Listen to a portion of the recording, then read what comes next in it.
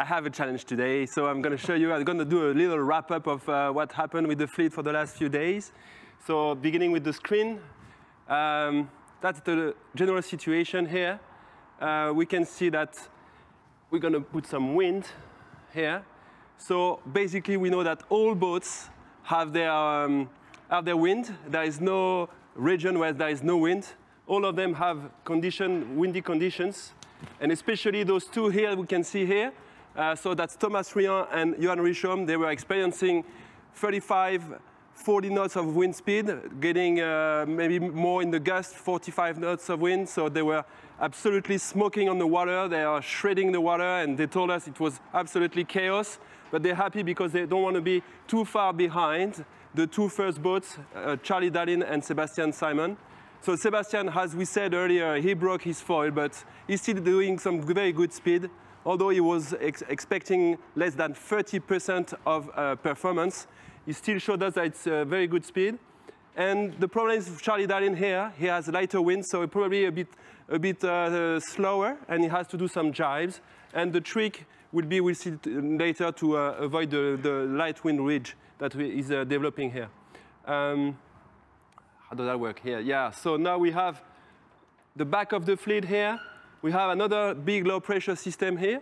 We have Jean Le Cam who is experiencing better sea state, and he made the call to stay north of the low-pressure system, whereas the two here, Freelance and Louis Duc, are experiencing very strong conditions. As we see, it's a very dynamic ocean Indian conditions, and everybody is really very happy how the people are sailing, because they are all placing the boats in very clean conditions, very clean situations to either way play with the north of the low pressure, as we can see here, or to put themselves in the right conditions to get, as Alan said, for Boris and his angels to keep on sailing.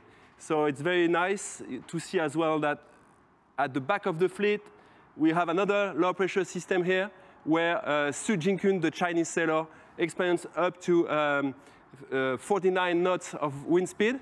He broke a hydro generator, but he managed to fix it. It's all safe, so very nice. If I do well, that's here. We see the ranking. As you can see, it hasn't changed a lot. Sebastian Simon is still second, Charlie Dallin ahead.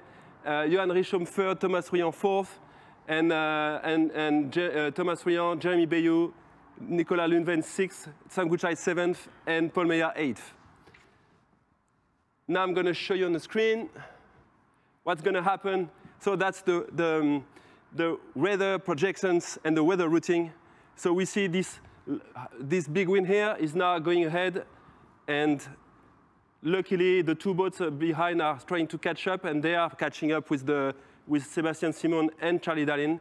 And as we're going ahead, we see that they are experiencing a low pressure south of Tasmanian. I just put on pause here. And that's this light ridge, the ridge of light wind here developing. And the goal for the boats is to catch up the first one and to avoid this region here. So normally, Charlie Dallin will manage to do that. Sebastian Simon may have, as we can see here, with the weather routing, he's probably going to go north to then go dive in the south. But we see maybe he can make it, not sure.